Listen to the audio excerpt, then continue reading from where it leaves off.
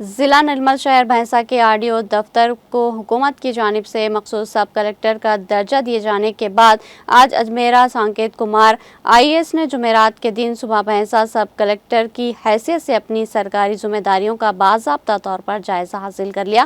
وہ حیدرآباد سے روانہ ہو کر نرمل ضلع کے باسر پہنچ کر یہاں پر موجود مشہور مندر شری گیان سرسوتی دیوی مندر میں درشن کر کے خصوصی پوجا انجام دی۔ بعد ازاں سب کلکٹر آفس میں ایک سادہ تقریب کے دوران موجودہ آرڈیو کومل ریڈی نے انہیں سب کلکٹر کی ذمہ داریاں تفویض کی۔ اس موقع پر تحصیلدار پروین کمار، سرفراز احمد، دیگر تحصیلدار و محکمہ ریونیو کے افسران و اسٹاف نے پھولوں کے گلدستہ پیش کرتے ہوئے پرتپا کا استقبال کیا۔